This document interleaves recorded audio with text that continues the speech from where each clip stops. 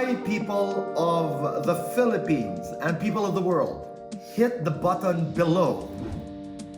And you will be subscribing to the Boy Abunda Talk channel on YouTube. Let's keep talking.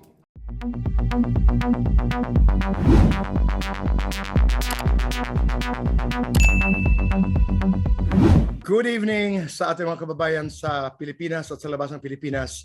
I am very happy today because with me on the interviewer is my, all-time favorite band. I can say that. Ladies and gentlemen, please welcome Ben&Ben.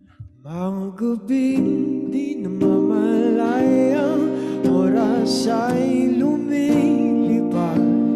Mga sandaling lumalaya kung saan man tayo mapadpad. Bawat kilig na nadarama sa tuwing hawak ang iyong kamay. Ito'y maligap ka lang, isang malaking sablay. Pasensya ka na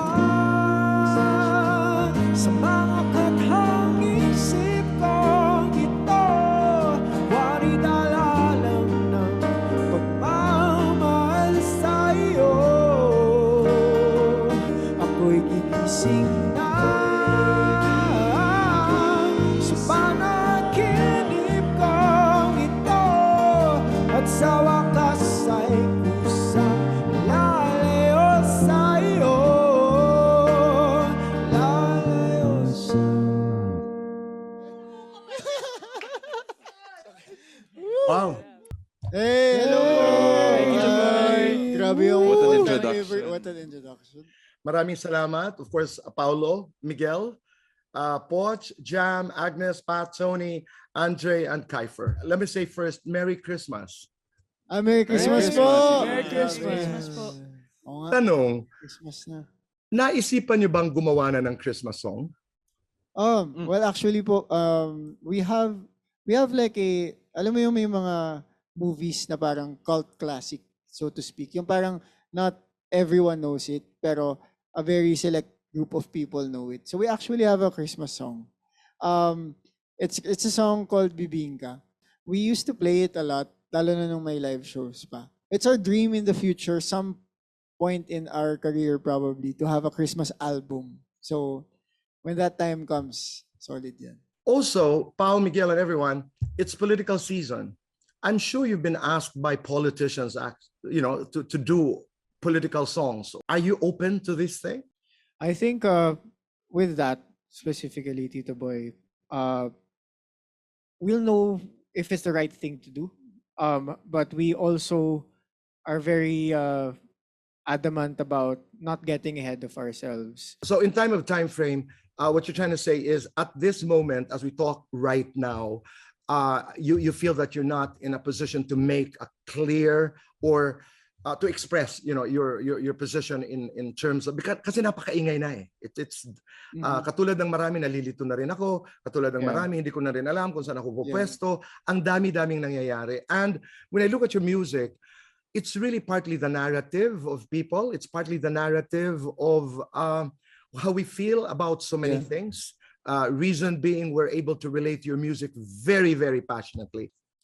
We actually have done quite a few in this album.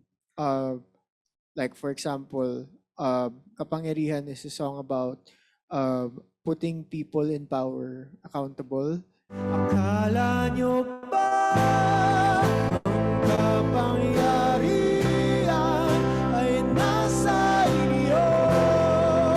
Sino ba kayo? Magwawagi ang katotohanan, ang kadiliman ay ibabagsak.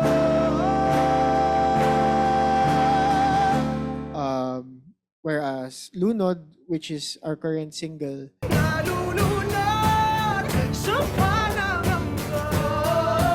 Dahan-dahan ako'y lalangoy na. We also would like to call it a political song because it does involve a political issue which is about mental health. And Sabel is about women empowerment. Sabel, di ka nila pag-aari. Sabel, nariyan ang baghari. We're very much passionate about talking about these things, apart from the other experiences that people go through. I probably raised the question because I recognize your eloquence and I recognize the power of how you talk to people via your music. I understand that it has become chaotic, it has become so noisy, lines have been blurred, but not when beautiful music is involved. What are the considerations that you have when you choose people to collaborate with? And I'm talking about Oh. Moira, I'm talking about KZ Tandingan, I'm talking about the Manila String Machine, and then, Yeah. of course, you have Juan Carlos and Juan Carlos. Zild. Yeah, and Zild. Zild, right? Well, for the songs specifically for Pebble House Volume 1 Quaderno, they were a series of songs that we had already written and kind of fleshed out, arranged. We made demos for. Then once they were in those stages of the demo, we would only choose specific people if the songs called for it. So we didn't want to collaborate for the sake of just collaborating, but we needed to look for people who would fit in the roles that the songs required. When you make creative decisions, how risque are you? Quite. Quite, actually. Quite. Yeah. Quite. It's not the type of risk na walang pinanggagalingan, but rather it's something that comes from deep within any of us. What we've learned over time is to respect when that comes, because it does come not necessarily from any single one of us. Like, for example, when Andrew has a very specific arrangement for Pasalubong. Parang you can feel it when it's something that comes from deep within. Pasalubong naman sa aking nararamdaman. And over time, we've learned not only to respect that, but admire it. You call your fandom Liwanag, which I think is really, really brilliant. Who thought about this and why? It was actually supposed, like we were thinking first of the name Lights, but then Tagalog also sounded pretty solid. And I think it came from that time during our live shows. We'd have this one song in each show that we'd ask fans to like put up their flashlights. And we realized that when we were in a sea of lights, that each little bulb corresponded to one person. And that was then at that specific moment in our performance, they were literally lighting us up and they were Galing. being our lights. And like that symbolism of a person being your liwanag suddenly started having so much weight na parang it's when we're on stage, yeah, we're doing our thing, but what ultimately powers us is their light. That extends to the multitude, that extends to the whole nation. I mean, yun naman talagang hinahanap natin, ilaw sa musika, ilaw sa mga ginagawa natin, ilaw sa ating trabaho, ilaw sa pagmamahal ng pamilya, lahat. I just wanted to ask, how much of who you are today is hard work and how much of that is luck?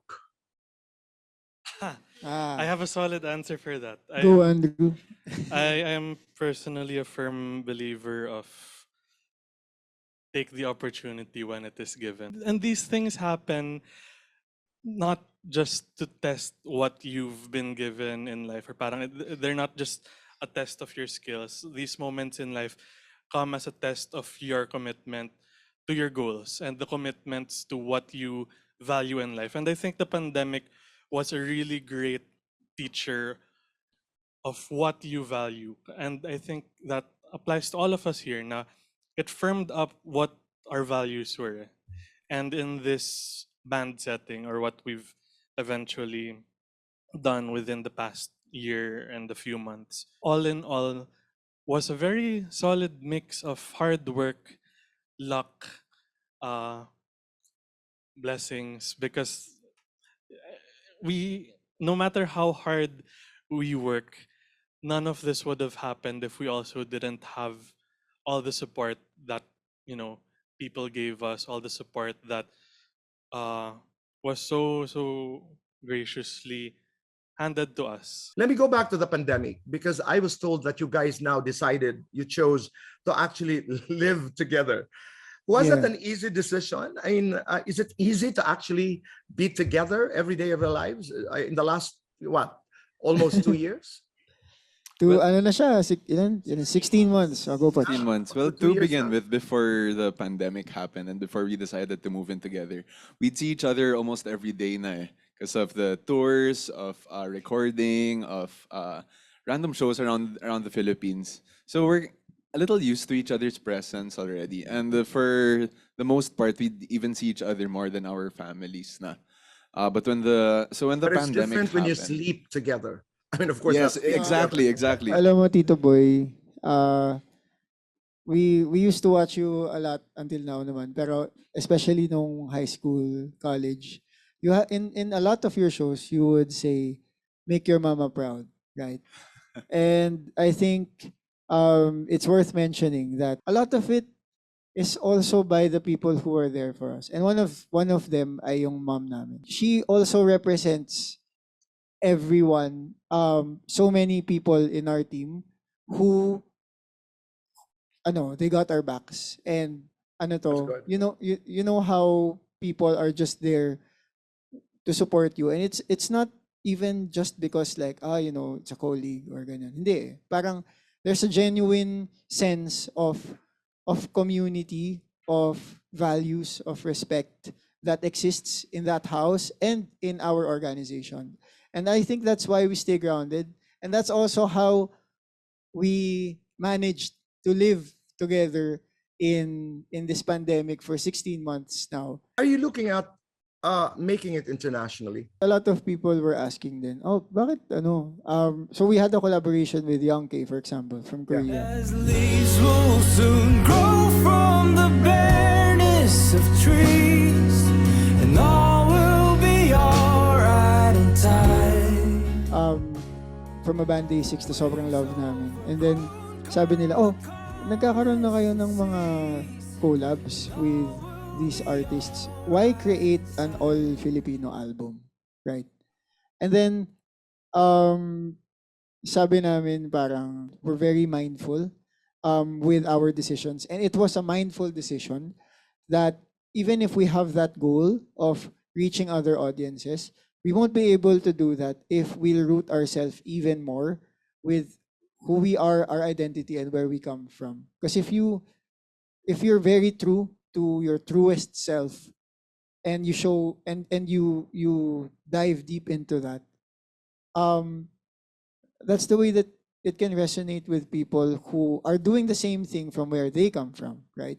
It's not really, you can't do it by parang, oh, I want to relate to you, so I like, alam mo yun. Parang, that's how we decided on doing that kind of album.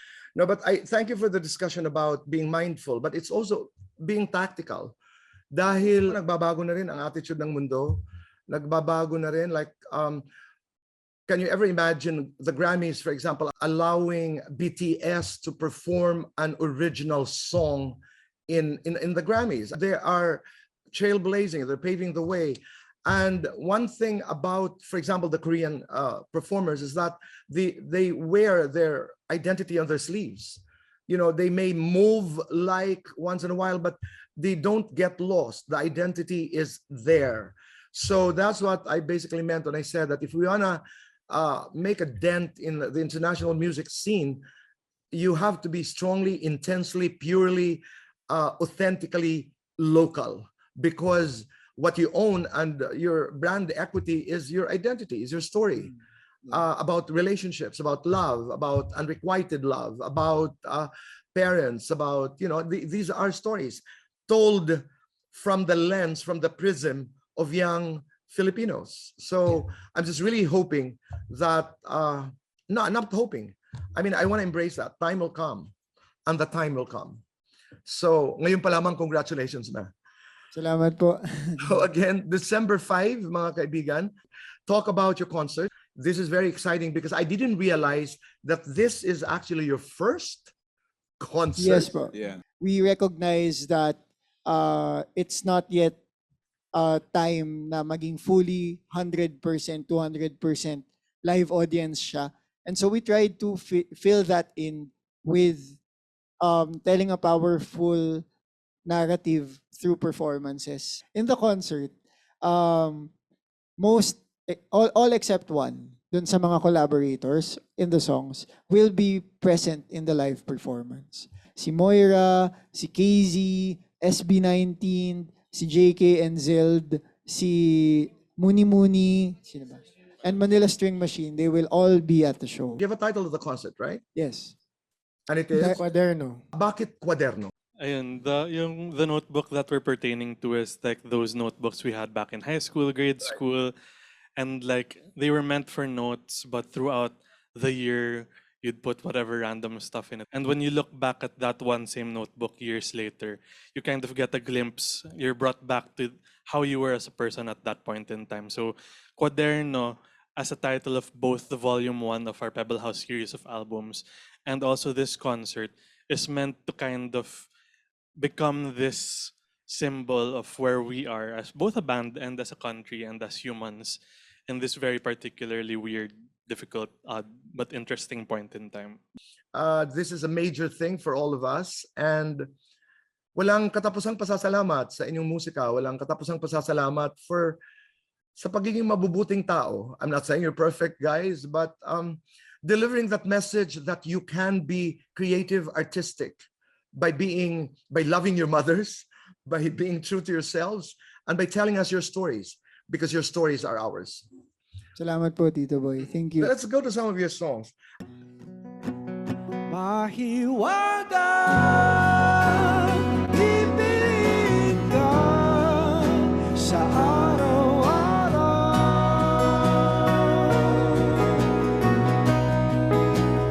Mahiwaga ang nadarama, sa'yo'y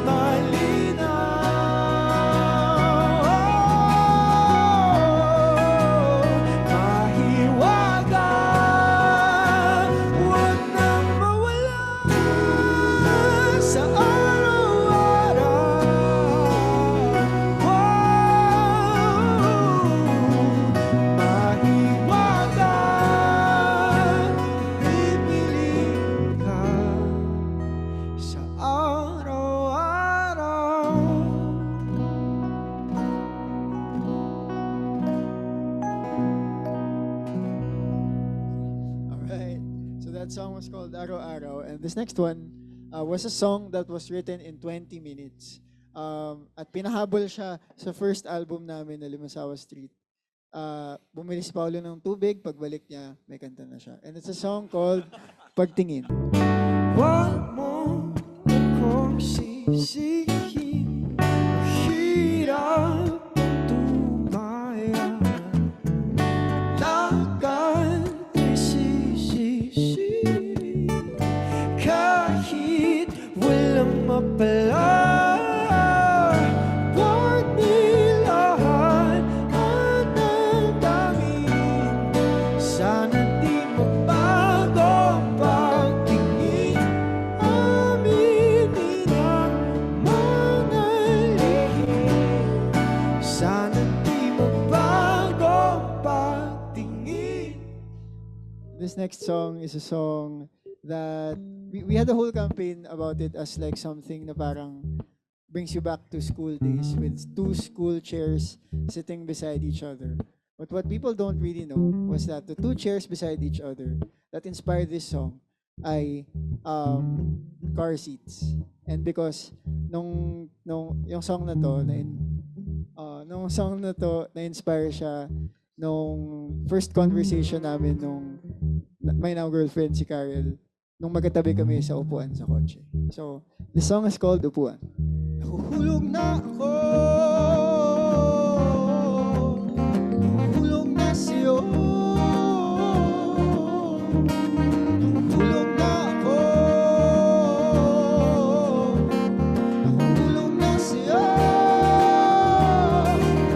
tingin mo lang, tapos na ang usapan. Isang tingin mo lang, nahulog sa upuan.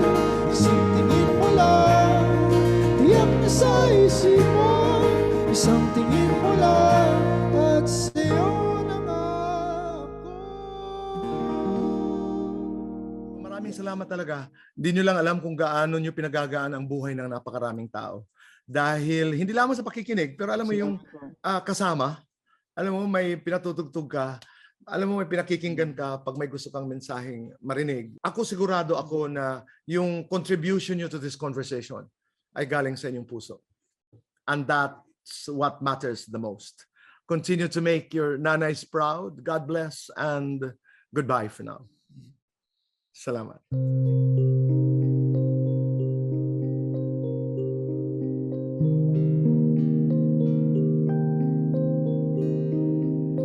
Nalulunod sa pangangamba, puno ng baga, pasuko ka na. Saan ka kakapit kung malalim na? Ang sabi ay arte lang yan. Ang pagkakalunod ay nararanasan ng iba. Sana'y magkaahon ka pagkat kailangan ka nila. Nalulunod sa pangangamba,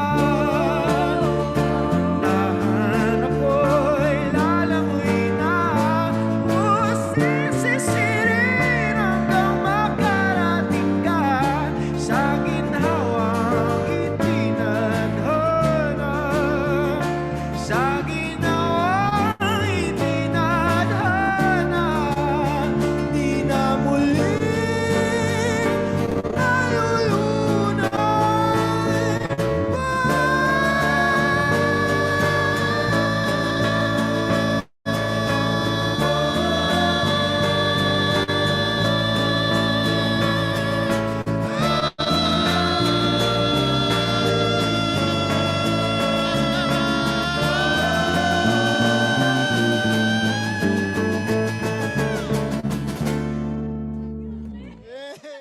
Hi, people of the Philippines and people of the world. Hit the button below. And you will be subscribing to the Boy Abunda Talk channel on YouTube. Let's keep talking.